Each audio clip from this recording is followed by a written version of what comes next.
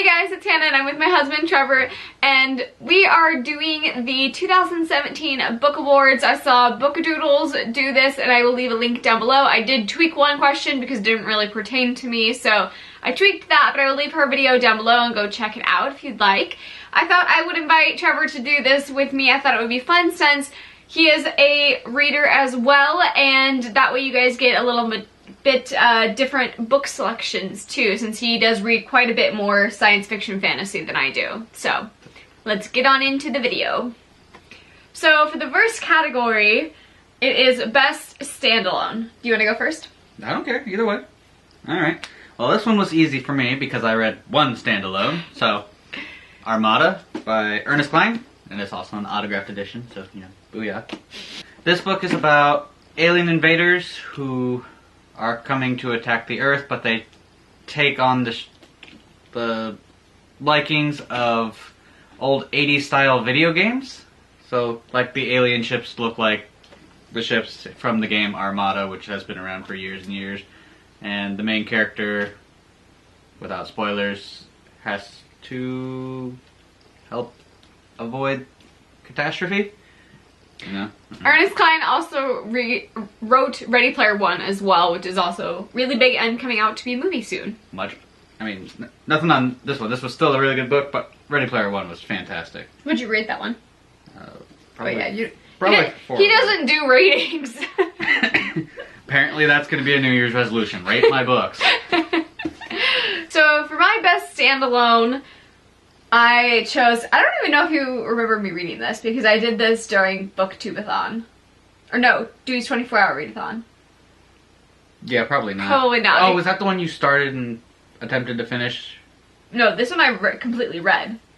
I read the full book during Dewey's 24-hour readathon. Yeah, that's what I meant. Oh yeah. So this is Eliza and Her Monsters, and I finally have a physical copy of it, and I really, really enjoyed this. I think I rated this one 4 out of 5 stars, or 5, I think maybe it was a 5 out of 5 stars. So I did rate this a 5 out of 5 stars, and I absolutely loved it. This is about a girl, Eliza, who has an online community. She makes her own online comic, and she like ends up blowing up huge, and she has like an online community, and she has online friends. It's really good. It also shows her actual artwork in like that they talk about in the books, and it's so good, and it's just like showing the love of fandom in the community, and it's a really great read. So I highly recommend checking this out if you haven't. Category number 2 is least favorite read. Alright, this one was easy for me. I didn't even make it all the way through it. Gardens of the Moon by Steven Erikson. It had absolutely no backstory, just jumped right in, gave no descriptions on who the people were, what they did. Like, there's mages and stuff, but it doesn't say like what kind of magic they are able to use. Gives no history about the people. Yeah, it gave no backstory, and then about halfway through it completely switched to a completely new set of characters, and it drove me nuts because he talked in the third person about himself, and I gave up after that, and that's where I'm gonna draw the line with that one. So my least favorite read is marked by PC Cast. I rated this a 2 out of 5 stars. I know, I never rate books below a 3. 3 is usually like the lowest I will go, but I'm trying to get a little more like real with my ratings.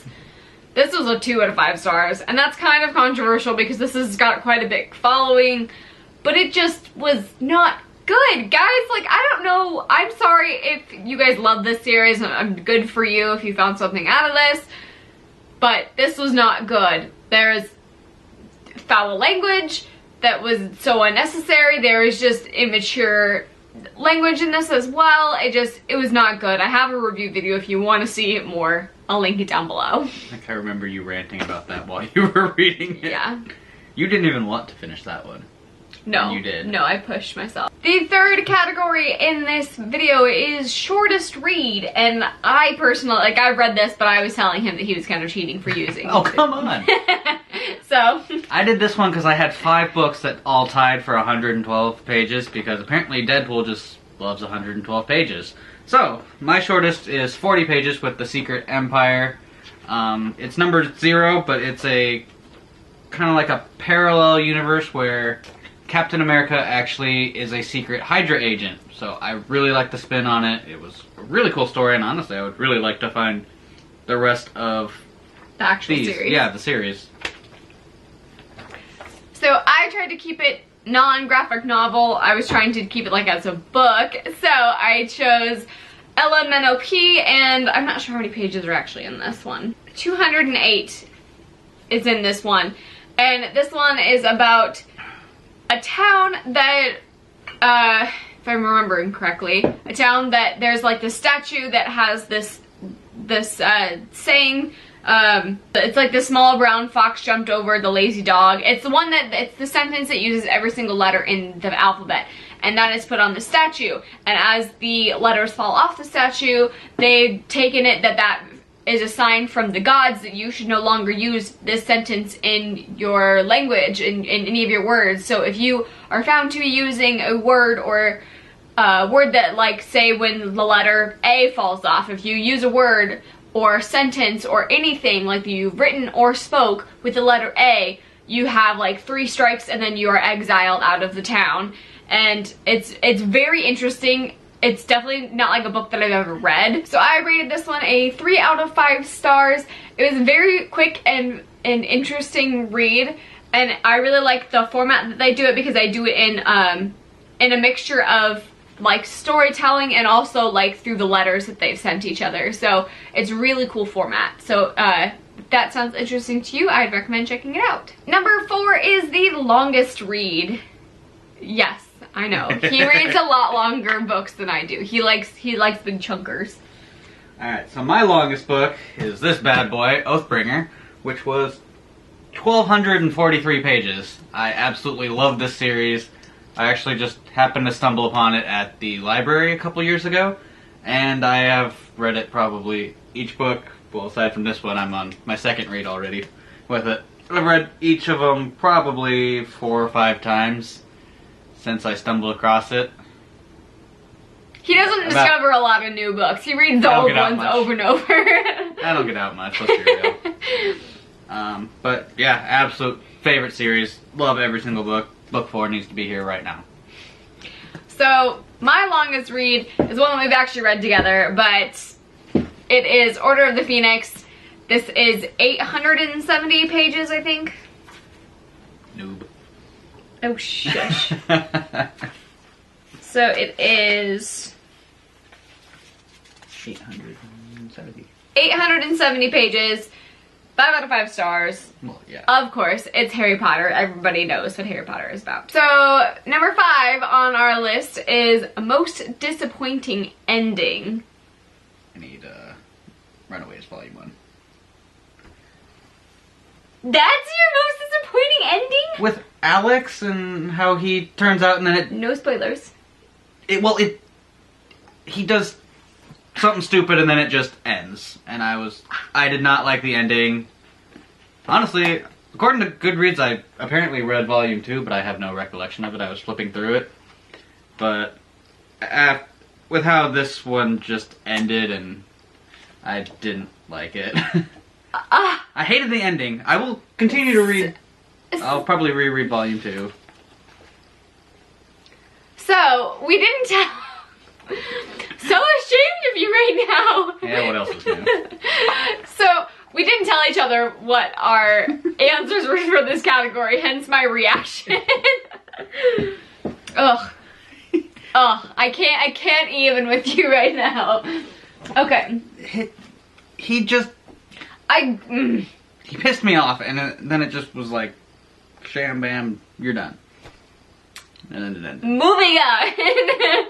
My most disappointing ending is The Night Circus, which again is a bit controversial because... Not surprising. Well, not surprising for you, but everybody loves this on BookTube. I mean, Sure. There's bad reviews out there if you look for them, but everybody is like on the bandwagon with this. So if you like this disclaimer, like, good for you if you found stuff for you, but I just cannot with this. I rated this as 3 to 5 stars. Very beautiful writing, but the ending was crap. So, the way that this is pitched, and maybe that's the problem with this too, is that the way that the book is pitched. It is pitched as an epic duel. There's no duel, and you get to the end and you're like, that's it? There's no fighting, there's nothing. There's what? You probably should have said, like, spoiler alert. No. For people that haven't read it. No, because it's not a spoiler because it shouldn't even be a part of it. Alright, fair enough. There's nothing with it. That's like saying, like, a random book has no dragon when There's a dragon on the cover. Yeah. You should just know that going into it. There's no duel in this. Don't expect it because you will be let down. So, category number 6 is the cliffhanger that broke me the most. You're gonna be really surprised by this one. Stormlight number 2, Words of Radiance. And, like I said, I first read them a couple years ago, and then I waited and waited and waited, and book number 3 finally came out middle of November this year. So, and like, they're all good. I honestly could have used any of them for the cliffhanger because how they ended, but this one, so much stuff happens at the very, very end of the book. It sets the tone for, I'm assuming, the rest of the series, but like, so much, literally, earth-shattering things happen at the end of this one. That could be anything! Give me that spoiler stuff, especially after you just talked about It's not a Night spoiler. Circus. It's not a spoiler.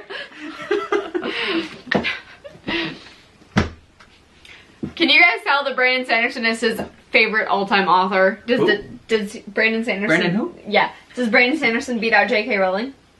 I'm not answering that. So, my... Favorite male author, let's go with that. Oh, that's such a cop-out. So... I'll take it. My cliffhanger that broke me the most was the Runaway. So, like he was saying, in this, the ending is like, what? Because it's so crazy. And it didn't disappoint me, it was more just like a, what was that? That's why I put it for this one. It was just like, there it is, and then it ended. Yeah, it was a giant bomb, and that's a cliffhanger. No, it was a cliffhanger. It just ended like... Yeah, because you're like, what the hell is gonna happen now? Nothing needed to happen after that, because they're like... They finished their quest and bam, it's done. Regardless. No! Regardless. Agree to disagree. So, this one...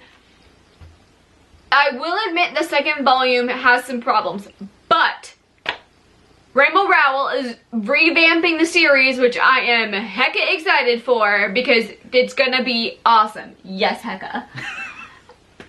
and I love this. And if you guys haven't checked out the Hulu series, I highly recommend because that is really, really good too. But this is all this Runaways is about a group of... I'm covering your face here. You're embarrassed of me? Yes. I knew it. For your opinion on Runaways. Oh, give me a break. Okay, so Runaways is all about a band of teenagers, and they find out that the parents are the supervillains, and then they become superheroes, and they kind of fight the parents, and it's fantastic. I highly recommend. Brian K. Vaughan also does this one, who also writes Saga, and it's just so good. So I highly recommend Runaways. I admit, the story behind it sounds really cool, but... Sounds? It was, and then the ending just killed me. Hopefully Rainbow Rowell can turn it around. I'm excited for her edition of it. Alright, for this next one, this should make up for your opinion on me for the favorite new series that I started. She had been hounding me for absolute years, probably, to finally read these. At least a year and a half. And I finally did, and I loved them, and I read all 3 back to back to back. So there you go, you smug little... It's so good. It was really good. Okay. I've done my job. I've done my job. We can go home now. Newsflash, we are home. But does that redeem me a little? Just a little? A little bit. Come on. A little bit. Out of all the comic series we read, this is not that good compared to half of them. How dare you? It is really good. They're a 5 out of 5 stars. Deadpool could kick all of their asses without even thinking twice. I can swear on your channel, right? Yes. Moving on to my favorite new series that I started this year, which is Stalking Jack the Ripper by Carrie Maniscalco, and I'm currently reading the second one right now. Absolutely loved it. I know he's surprised because he's sick. I'm so shocked. Yeah, I'm sure he's sick of me like raving about how good these are. When are you gonna read these? You told me you weren't sure if I would like them. It's like a Sherlock Holmesy vibe. Yeah, but I asked you because you were raving about them. Like, do you think I would like them? You're like, I don't know. They're kind of different than what I normally read. Well, you like a lot more fantasy. They're not as fantasy. They're a lot everything more I read is fantasy. I have an entire Clive Cussler shelf. That is not fantasy. Okay, this is a lot more like character driven. That's the only thing. Okay, well, I think they're fantastic. You should read them then. So, Stalking Jack the Ripper is about a girl who goes kind of under the radar and works with her uncle, even though society tells her that she shouldn't because it's in the 1800s and it is very impure of her to work with dead bodies, but she really likes the science aspect of it, and she likes figuring out like everything about the body and autopsies and things like that. And it's also talking about her figuring out who Stalking Jack, or who Jack the Ripper is. So it's Stalking Jack the Ripper, and there's really great wit, and writing is fantastic, and the banter in this is great. I highly, highly recommend checking out Carrie Maniscalco's work because she is just so good. Alright, so the next category is favorite comic of the year. I did Civil War 2. It's not really an extension of the first Civil War, it's just a whole new Civil War between all of the Marvel heroes. Shockingly, Iron Man is the leader of one side, just like the first one. But this time, it's Captain Marvel on the opposing side, and it has a really cool storyline, and it involves Thanos and the Inhumans and versus the X-Men and all sorts of awesome stuff. And I really like the story behind it, especially with the Inhumans versus the X-Men and mutants. So my favorite comic of the year, I was looking through and I was actually surprised but not surprised that this one was so highly rated. Like, I'm boring you. No. That it's so highly rated, like all of them together. So that is Squirrel Girl. This is volume 1. I read a lot of Squirrel Girl this year and they were all like fantastic.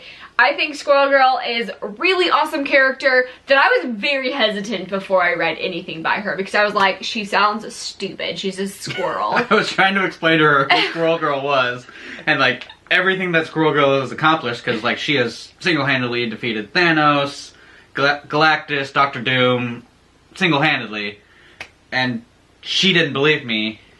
I just thought she sounded dumb because she's a squirrel girl. Like, what? She sounds like infinitely less epic than things like Iron Man. Well, yes. So, which makes her that much cooler. She is fantastic. 5 out of 5 stars for most of her. I think I read up to maybe 5 or 6 this year, and 4 or 5 stars for most of them. 5.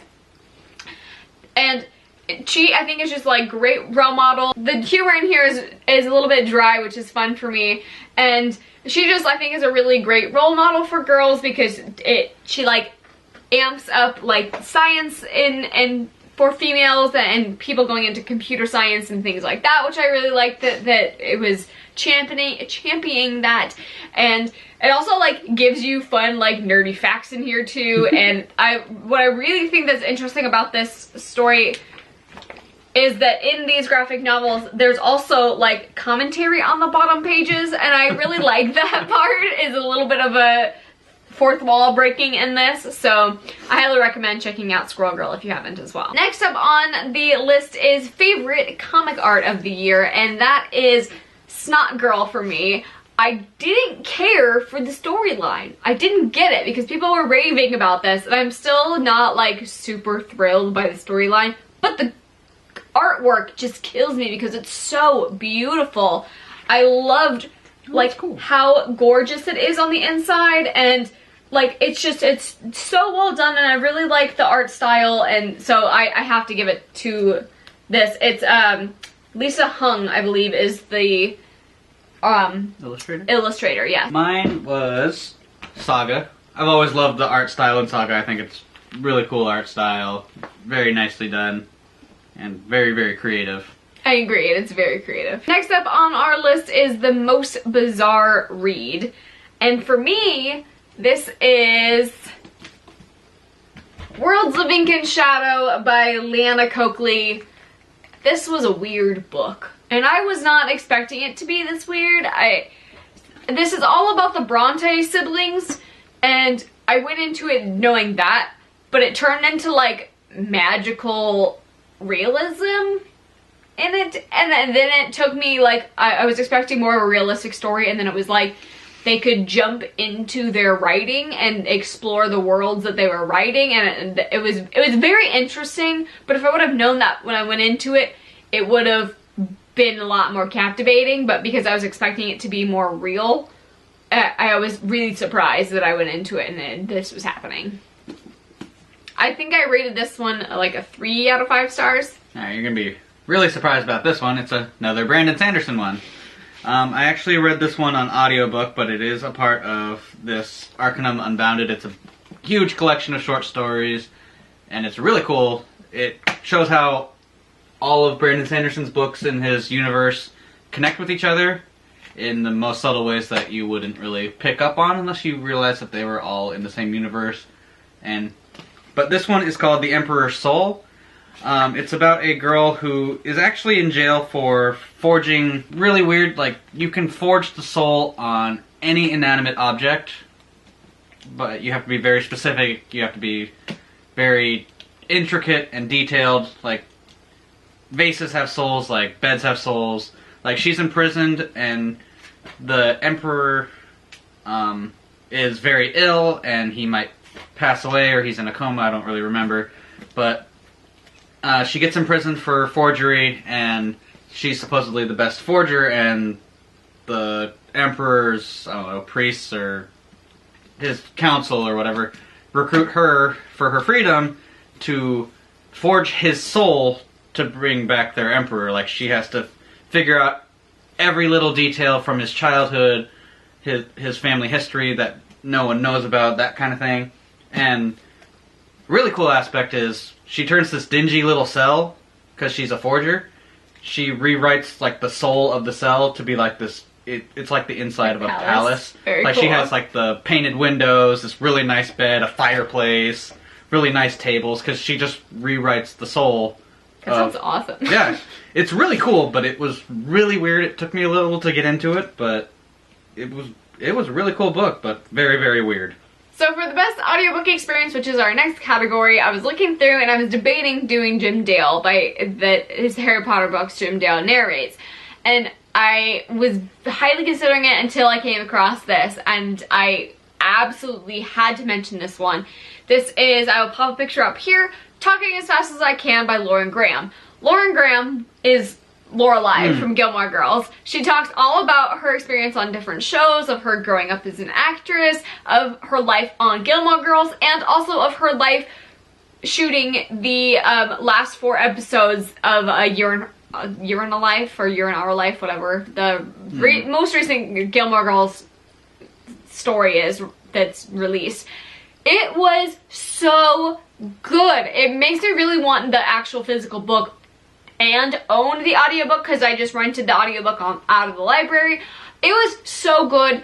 I am not like a very emotional reader, so you can't really tell my emotions as I'm reading a book, but I was listening to this like driving to work and things like that, and I was like laughing out loud or like tearing up, and I was getting goosebumps. Like, it just, the way that she narrates the book is just so good, and it just gives you all the feels, and it was so good. All the feels? All the feels. Every last feel. Yes. You heard it from her. Every last feel. Alright, for me, I tried not to do same books twice, but I couldn't resist. Armada is narrated by Will Wheaton. So, from Big Bang Theory, Will Wheaton, Sheldon's arch nemesis, yada yada yada. But Will Wheaton is hilarious in this. Just the way he reads the story. Hearing him swear after being on Big Bang Theory also made me bust out laughing the first few times. He also has a YouTube channel. Does he? Yeah. Oh yeah, doesn't he like review like board games? Like Yeah, he does Dungeons and Dragons? game talk Yeah, stuff. but still, Will Wheaton narrating probably is one of the main reasons why I like this book so much. He did a really good job. The next category in our in our video is most unsettling reads, and I didn't know really how to take this, so I kind of took it in a different way, and I chose Molokai by Alan Brennert, and I chose this as my most unsettling read because it made me realize how their life was, and it did not that I thought that their life was good if they had leprosy on Molokai, but it just, so many different things that I didn't think about, and it just kind of changed and shifted my worldview, and so I highly recommend. It's got a very sad overtone on the whole thing, so if you are, I'm the type of person who, when I read a book, it will greatly affect my mood through the time that I read it. So this book, it like made me down just constantly having that be my world that I'm living in as well, but it was very, very good and very enlightening, and it was so cool to see the long lifespan in this book, and I highly recommend checking out if leprosy and living on Molokai and the war during that time is anything that you're interested in. I think I rated this like a 4 out of 5 stars. I'm kind of reaching on this one because I really didn't read many books that unsettled me. Wind Witch just didn't go in the direction I thought it was going to go. Like, I get that. The first book, it was on this really cool track. I really liked where it was going, where I thought it was going, and then Wind Witch took it in the complete opposite direction. He was mopey. He was kind of a whiny little prince. But the ending to this just kind of took it in a direction I honestly didn't see coming. I'm not sure how I feel about it. I'm going to continue to read these. I still really like the book. It just went off in a direction I didn't see coming. Next up, we have favorite cast of characters, and of course, I had to choose ACOWAR because, come on. I love Moore, Azrael, Castian. I love them all, and they're so great, and I love the Night Court. If you haven't picked up these are fantastic. I finally made him read them. He thinks they're fantastic. Go read them. They're great. Alright, not to jump on the bandwagon, but Harry Potter's always been one of my favorite series. I really love the characters. I love all of them, and Harry Potter and the Deathly Hallows is my favorite book of the Harry Potter series, just because it's got the most action. I love all the characters, and I'll go Harry Potter. Woo. So this one was originally Best Thriller. This is the one that I decided to change, and I decided to pick Most Disappointed You Didn't Get To in the previous year. And mine is Enya Bardugo. So I got to Wonder Woman, but I don't really count that really as the Leigh Bardugo like fandom because it's not the Grisha trilogy or Six of Crows, and I need to get to them, and this is so good. This is what I want. I want to get to all 5 of these books in the next year. That's like a big goal that I really want to get to. I actually started it.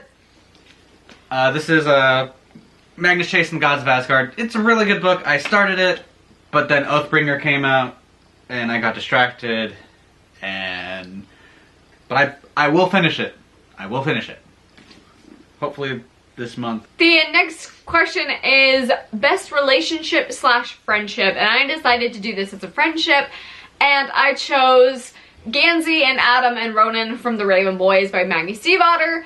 This is such a weird book, but a good book, and the relationship between those 3 guys is so good and caring, and like, it's just really nice to see that type of guy relationship in a book that is like, they would go above and beyond for each other because they're more like brothers than actual friends, like just friends. Their relationship is so good. I think you should also read this one because this one is so, so good. You know, I read the recommendations that you give me, but you... Lies. It took you like a year and a half to read the book. I still read all of them. I read It took you Mistborn 2 this years year. to read Mistborn. I also read other books that you recommended me that are leaving my head right now. Yeah, and yeah. not helping my point. This is what happens when you're both readers in a relationship. You fight about the other books that the other one hasn't read yet. Yeah, that's true. Mine was kind kind of torn between Deadpool and Cable and Deadpool and Spider-Man, but this one is just so much funnier. I admit, I have more of the Deadpool and Cable books than I do Deadpool and Spider-Man, but this one... It's not out yet. I enjoyed so much because... I don't know, spoiler alert, Deadpool is convinced that Peter Parker is evil. That's not a spoiler. And is trying to kill him throughout most of this. Meanwhile, trying to be best friends with Spider-Man, who hates Deadpool. So it's Deadpool doing his normal, wacky, insane shenanigans, trying to befriend Spider-Man, while trying to convince Spider-Man that Peter Parker's evil, trying to kill Peter Parker. It's pretty great. It's hilarious. And last but not least is Best Reread, and I love rereads, and so does Trevor. We both reread a lot of books. A lot of my reading challenge last year was rereads. Yeah. Probably 10 books. So, my best reread, excluding Harry Potter, because Harry Potter we read every year. Oh yeah, that wasn't including Harry Potter, the 10 rereads. Yeah. Is Garden Spells and First Frost. Sarah Addison Allen is one of my favorite authors. She does great magical realism. If you guys have seen Practical Magic, that movie is a lot like these books. It has a lot of similar aspects. It's got the sisters banding together. They're kind of like troubled past coming back together. It's so good, and the magical realism is top notch in these books. I highly recommend Sarah Addison Allen. If you guys are not new, you will have heard me talk about these for quite a while. Plus it has deckled edges, so...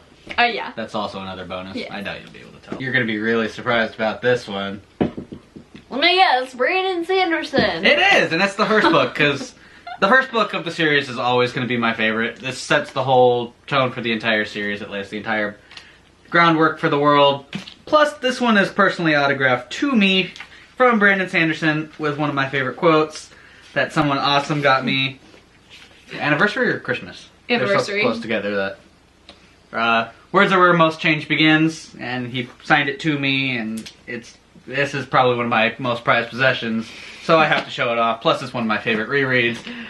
I need like a box case to like protect it. So that is all for our 2017 Book Awards. Hopefully you guys got some recommendations and you enjoyed the video. Leave us a comment down below of your favorite read of 2017. I would love to know, and we will see you guys in our next video. Thank you for watching. Bye.